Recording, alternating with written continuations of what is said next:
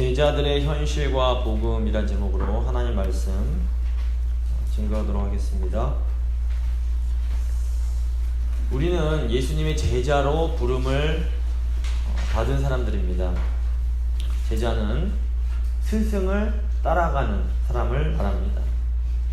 예수님의 제자는 그러므로 예수님을 따라가는 사람들입니다. 예수님은 인류를 구원하시기 위해서 십자가 고난의 길을 가셨습니다.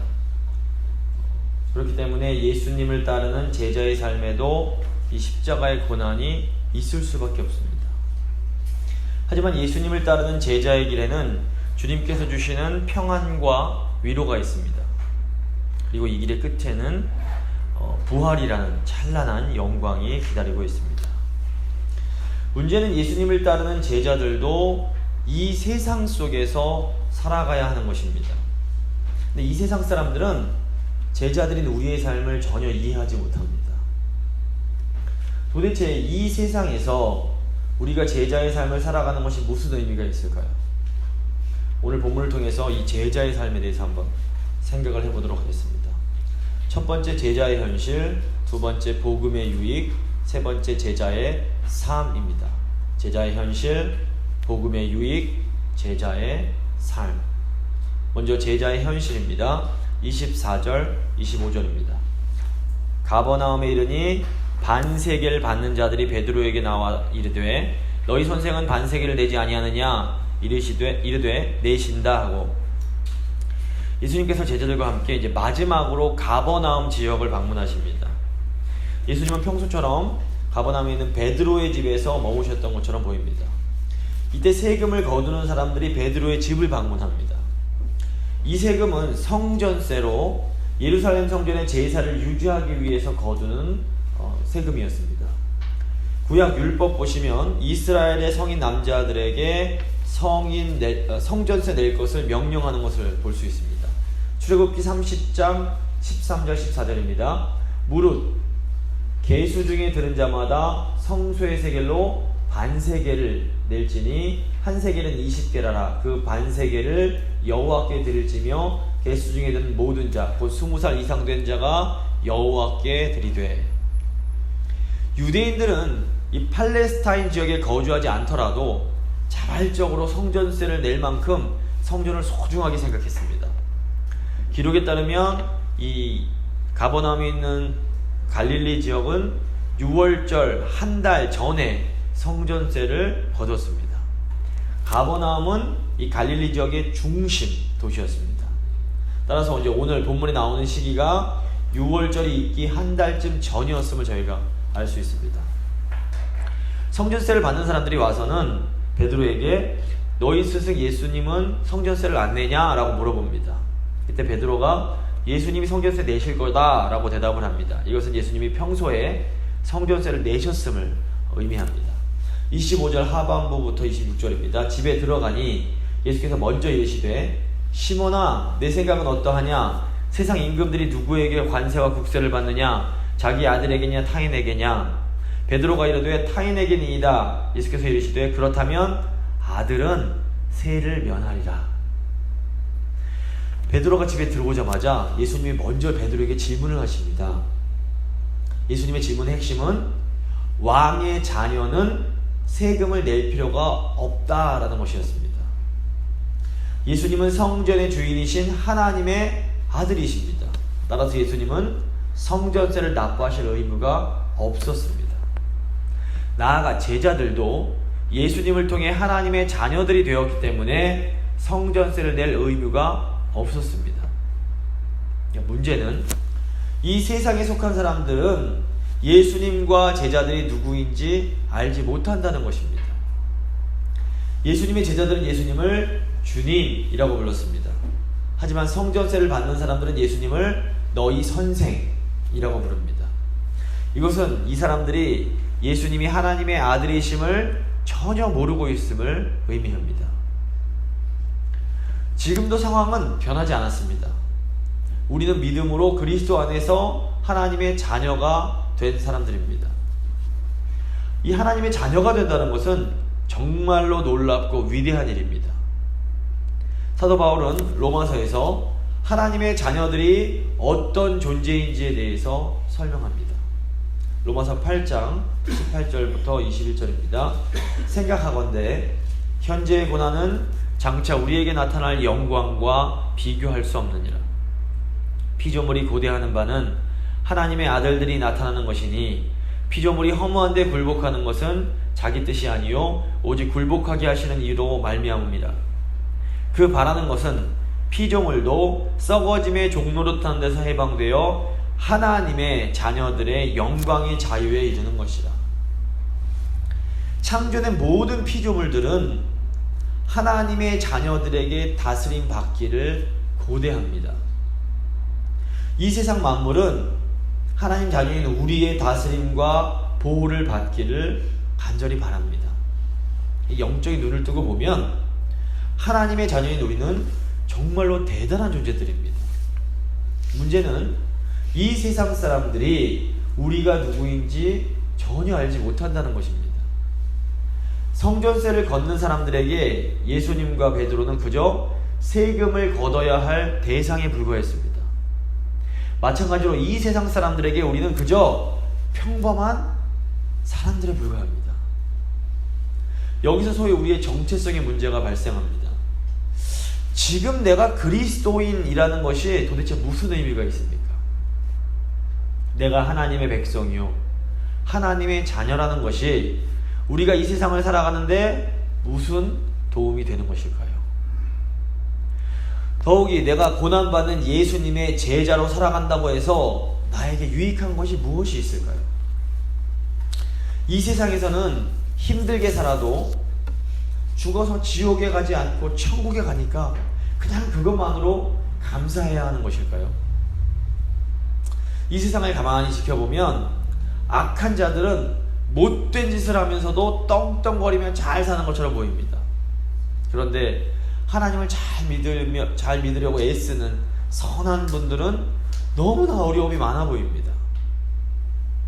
하나님 앞에서 하지 말아야 할 것, 그리고 지켜야 할 것은 너무 많은데 죽어서 천국 가는 것 외에는 별로 좋은 것이 없어 보입니다.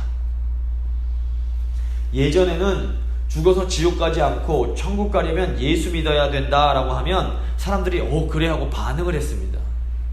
근데 요즘 젊은이들은 죽어서 가는 천국과 지옥에는 별로 큰 관심이 없습니다. 젊은 사람들이 이렇게 말을 합니다. 죽어서 가는 천국은 나는 모르겠습니다. 기독교가 지금 현실에서 우리에게 무슨 도움이 됩니까? 교회는 이 질문을 진지하게 고민해야 됩니다. 도대체 우리의 기독교 신앙이 우리가 이 세상을 살아가는 데 주는 유익이 무엇일까요? 두 번째, 복음의 유익입니다.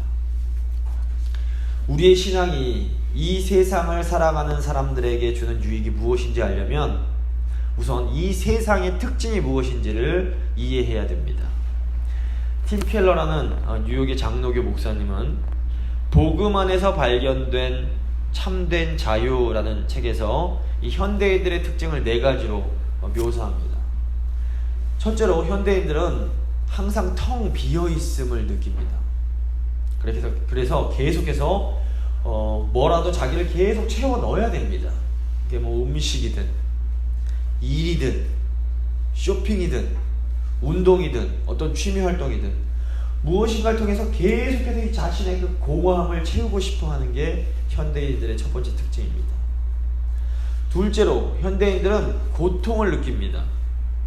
우리가 고통을 겪는 이유는 우리의 자아에 문제가 있기 때문입니다. 우리 몸의 한 부분이 아프면 계속해서 거기에 신경이 쓰입니다. 예를 들어서 발가락을 다치면 계속해서 발가락에 신경이 쓰입니다. 마찬가지로 우리 자아에 문제가 있기 때문에 우리는 계속해서 다른 사람들의 관심을 받고 싶어 합니다. 그리고 다른 사람이 관심을 기울여주지 않으면 너무나 힘들어하고 고통을 느끼게 됩니다. 셋째로 현대인들은 바쁩니다. 다른 사람들의 관심을 받아야 되니까 쉬지 못하고 계속 뭔가를 해야 됩니다. 바쁘게 움직이면서 계속해서 자신을 남들과 비교를 합니다. C.S. 루이스라는 영국의 작가는 우리의 이기적인 마음은 단순히 무언가를 많이 가진다고 절대로 채워지지 않는다라고 말을 합니다. 이기심은 내가 내 옆에 있는 사람보다 더 많이 가질 때 채워지는 겁니다. 이기심은 내가 10개를 갖는다고 채워지는 것이 아니라 옆 사람이 1개 가졌는데 내가 2개를 가지면 채워집니다. 그런데 곧 3개를 가진 사람이 나타나고 그러면 또다시 나는 4개를 갖기 위해서 열심히 노력을 합니다. 4개를 가져서 잠시 행복해지는데 또다시 5개 가진 사람이 나타나는 겁니다. 결국 우리는 끊임없이 남들과 비교하기 때문에 아무리 채워도 채워지지를 않게 됩니다. 그러다 보니 계속해서 끊임없이 바쁘게 살 수밖에 없는 겁니다. 넷째로 현대인들은 깨지기가 쉽습니다. 현대인들은 텅 비어있는 마음을 채우려고 무언가를 계속 채워 넣으려고 하기 때문에 언제든지 터지거나 깨져버리기가 쉽습니다. 이것은 마치 공기가 꽉 차 있는 풍선이 한 번에 빵 하고 터지기 쉬운 것과 비슷합니다. 이 현대인들의 상태는 공기가 꽉 차 있는 풍선 같아서 어떤 외부의 충격을 받기만 하면 한 번에 빵 하고 무너져 내립니다. 이 시대의 젊은이들을 보면 이런 현대인들의 특징이 아주 분명히 나타납니다. 현대인들은 근본적으로 자아가 텅 비어 있습니다. 그래서 자아를 채워넣기 위해서 굉장히 노력해야 됩니다. 그런데 이렇게 채워넣은 것들이 최소한 남들보다 더 좋아 보여야 됩니다. 그게 뭐 직장이든 외모든 자기의 자녀든 자기가 가진 자동차든 아니면 자기가 들고 있는 핸드백이든 남들보단 좋아 보여야 됩니다. 이런 비교와 노력은 끝이 없습니다. 아무리 채우고 채워도 이 텅 빈 마음이 채워지질 않습니다. 그래서 계속해서 이 악순환이 반복이 됩니다. 바로 이것이 이 시대 젊은이들의 슬픈 현실입니다. 기독교는 복음을 믿는 종교입니다. 우리가 믿는 복음이 과연 이 텅 빈 마음을 채우기 위해서 바쁘게 일상을 살아가는 이 현대인들에게 어떤 답을 줄 수 있을까요? 2000년 전에 이 복음을 깨달았던 사도 바울이 우리에게 그 답을 제시해 줍니다. 고린도전서 4장 3절과 4절 말씀입니다. 너희에게나 다른 사람에게나 판단받는 것이 내게는 매우 작은 일이라 나도 나를 판단하지 아니하노라. 내가 자책할 아무것도 깨닫지 못하나 이로 말미암아 의롭다 함을 얻지 못하노라. 다만 나를 심판하실 이는 주시니라. 사도 바울은 오늘날 현대인들을 향해서 텅 빈 마음을 채우기 위해서 그토록 노력하는 건 이제 그만 멈추라 라고 말을 합니다. 사도 바울은 남들이 자신을 평가하는 것에 대해서 관심이 없습니다.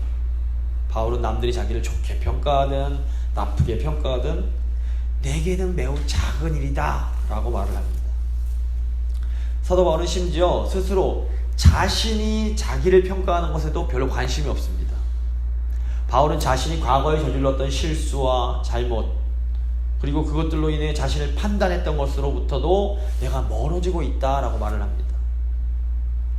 바울은 지금 다른 사람들의 평가에 관심이 없어졌고 또 심지어 자신이 자신의 평가에도 관심이 없어졌습니다. 사도 바울의 관심은 오직 하나님의 평가에만 있습니다.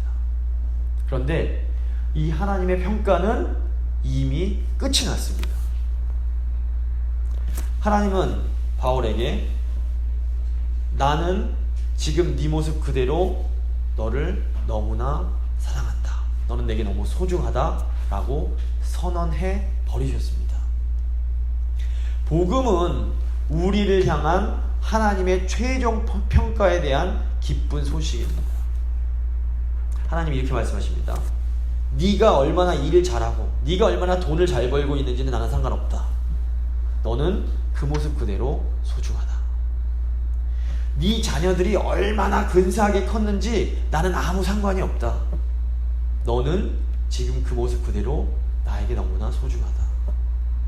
네가 얼마나 교회 열심히 다니고 율법을 잘 지키고 있는지 나는 상관없다. 너는 그 모습 그대로 나에게 소중하다.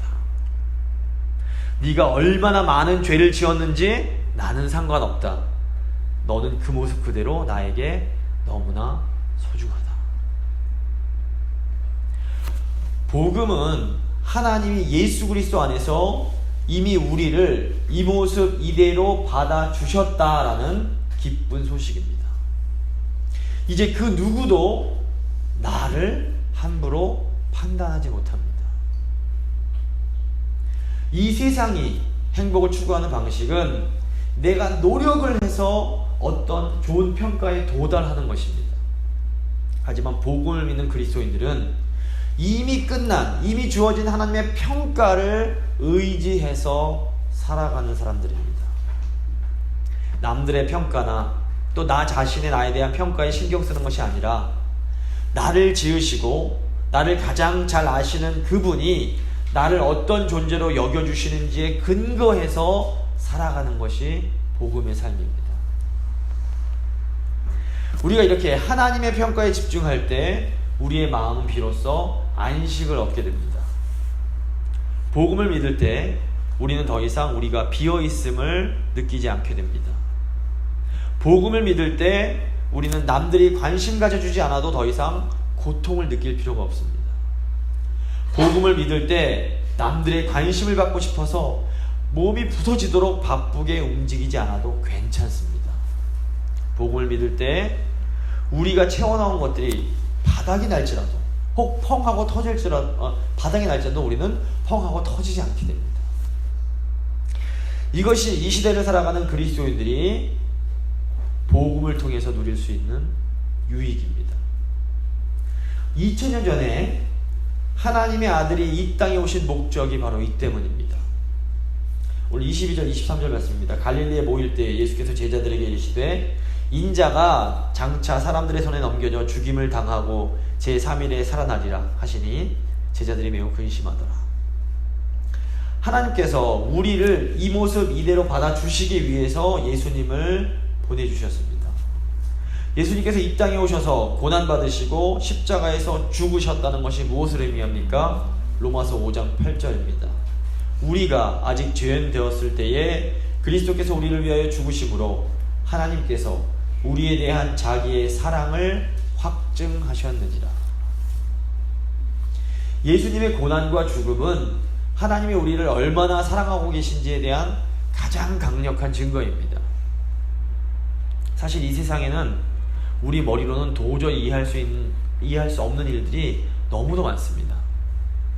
하나님이 살아계신데 왜 이런 일들이 우리에게 일어나는지 우리는 도저히 이해가 안 됩니다. 아마 어떤 문제는 죽을 때까지도 이해하지 못할지 모르겠습니다.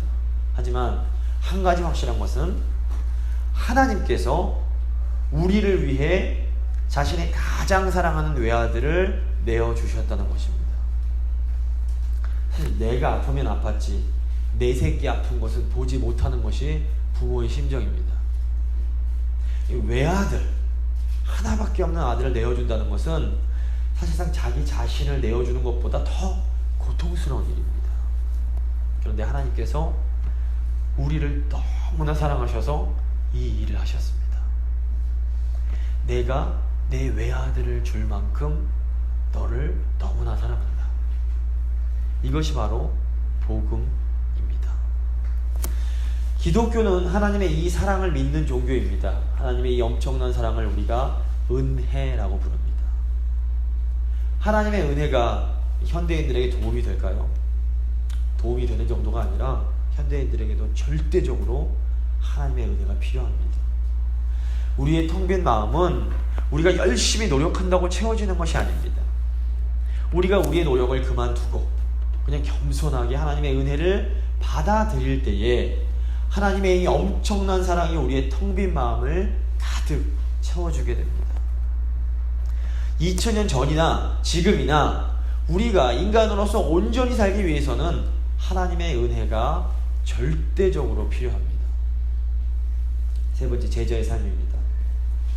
제자는 하나님의 은혜를 받은 사람들입니다. 하나님의 은혜를 받은 사람들은 이제 이 세상 속에서 어떻게 살아가야 됩니까? 예수님은 하나님의 은혜를 받은 사람들이 이 세상에서 어떻게 살아야 할지를 직접 보여주십니다. 27절 말씀입니다. 그러나 우리가 그들이 실족하지 않게 하기 위하여 내가 바다에 가서 낚시를 던져 먼저 오르는 고기를 가져 입을 열면 돈 한 세겔을 얻을 것이니 가져다가 나와 너를 위하여 주라 하시니라. 하나님의 아들이신 예수님은 성전세를 낼 필요가 없으셨습니다. 하지만 성전세 거두는 사람들이 실족하지 않게 하기 위해서 성전세를 내십니다. 하나님의 은혜를 받은 사람은 예수님처럼 내가 아니라 남을 위해서 살아갑니다. 이전에는 오직 나만을 위해서 살았습니다. 이전에는 나의 공허함을 채우기 위해서 다른 사람과 나를 비교하면서 바쁘게 살아갈 수밖에 없었습니다. 이전에는 다른 사람들을 보면서 아니 어떻게 나한테 그런 말을 할 수 있지? 아니 어떻게 나한테 그런 행동을 할 수 있지? 라고 생각을 했습니다. 모든 것이 나 중심이었기 때문에 그렇습니다. 하지만 복음을 통해 하나님께서 이 모습 이대로 나를 사랑하고 계시고 나를 받아주고 계심을 깨닫게 됩니다. 이 은혜를 경험하고 나니까 더 이상 나를 다른 사람과 비교할 필요가 없어집니다. 이렇게 이 나라는 감옥에서 탈출하고 나니까 다른 사람이 보이기 시작합니다. 나를 벗어나고 나니까 다른 사람의 입장에서 생각할 수 있는 여유가 생기게 됩니다. 이전에는 도대체 저 사람이 왜 그런 말을 하고 왜 그런 행동을 하는지 도저히 이해할 수가 없었습니다. 그냥 나에게 그런 말을 하고 나에게 그런 행동을 하는 것이 너무너무 화가 났습니다. 하지만 이제는 내가 아닌 그 사람의 입장이 돼서 왜 그 사람이 그런 말과 그런 행동을 할 수밖에 없었는지가 조금씩 이해되기 시작합니다. 이렇게 다른 사람을 이해하고 나면 비로소 그 사람이 실족하지 않도록 도와줄 수 있게 됩니다. 그 사람이 내가 누구인지 알아주지 않아도 전혀 상관이 없습니다. 그냥 예수님처럼 그 사람을 위해 그 사람이 실족하지 않도록 도와주면서 살게 되는 것입니다. 제자의 삶은 예수님처럼 이렇게 내가 아니라 다른 사람, 이웃을 위해서 살아가는 삶입니다. 그런데 이렇게 다른 사람을 위해서 살아가는 제자에게는 놀라운 기적이 일어납니다. 27절 보시면 예수님께서 베드로에게 가서 물고기를 잡으면 그 입안에 한 세겔이 있을 테니 그 돈으로 예수님과 베드로의 성전세를 내라 라고 하십니다. 이 기적은 오직 마태복음에만 나오는 그런 기적의 이야기입니다. 도대체 어떻게 이렇게 신비한 일이 일어났는지 우리는 알지 못합니다. 근데 우리가 기억해야 될 것은 다른 사람을 위해서 살아가는 제자의 삶에는 하나님의 이런 신비한 도움이 있다라는 것입니다. 예수님은 마태복음 6장 33절에서 너희는 먼저 그의 나라와 그의 의를 구하라 그리하면 이 모든 것을 너희에게 더하시리라 라고 말씀하십니다. 제자의 삶에는 분명히 고난이 있고 어려움이 있습니다. 하지만 하나님은 십자가의 길을 가는 제자들을 아주 신실하게 돌보아 주십니다. 우리가 예수님처럼 이웃을 위해서 희생하며 헌신하는 삶을 살아갈 때에 하나님은 우리가 이 세상을 살아갈 때 필요한 것들을 더해 주십니다. 먼저 그의 나라와 그의 의를 구하는 제자들은 필요한 것이 채워지는 기적을 일상처럼 경험합니다. 우리가 하나님의 뜻을 따라 살아가려고 하다 보면 하나님이 아주 놀라운 방식으로 우리를 도와주심을 우리는 종종 경험할 수 있습니다. 그런데 도대체 어떻게 이런 일들이 일어나는지 우리는 말로 설명할 수는 없습니다. 세상 사람들이 보기에는 너무나 말도 안 되는 우연이 계속해서 일어납니다. 근데 믿음의 눈을 딱 뜨고 보면 이건 너무나 분명하게 하나님이 우리를 돕고 계신 겁니다. 근데 제자들은 하나님이 주시는 이런 신비한 체험과 기적만을 바라보면서 살아서는 안 됩니다. 하지만 우리가 이 세상 속에서 진정한 제자로 살기 위해서 애쓰다 보면 우리는 종종 물고기 입에서 동전이 나오는 것 같은 아주 섬세한 하나님의 돌봄의 손길을 경험할 수 있게 됩니다.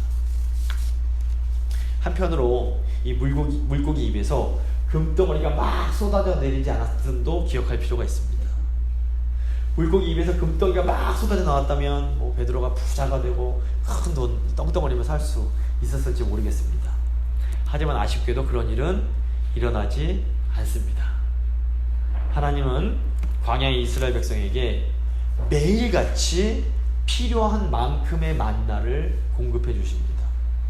또 예수님은 하나님 아버지께 일용할 양식을 구하라고 하십니다. 우리가 제자의 삶을 살아갈 때에 하나님은 우리 삶에 꼭 필요한 것들은 반드시 신실하게 공급해 주십니다. 우리가 이 믿음이 있기 때문에 이 세상 속에서 당당하게 제자의 삶을 살아갈 수 있는 것입니다. 말씀을 마무리 짓겠습니다. 유대인들이 예수님이 누구신지 알아보지 못한 것처럼 이 세상 사람들은 우리가 누구인지 알아보지 못합니다. 하지만 그럼에도 불구하고 우리는 복음 안에서 참된 자유와 만족을 누릴 수 있습니다. 하나님의 이 은혜를 받은 사람은 나에서 벗어나서 다른 사람을 위해서 살 수 있게 됩니다. 우리가 먼저 다른 이들을 생각하는 삶을 살아갈 때 하나님은 아주 신비한 방법으로 우리의 삶을 채워주십니다. 언제나 이 놀라운 은혜를 누리며 제자의 삶을 살아가는 우리 모두가 될 수 있기를 간절히 소망합니다.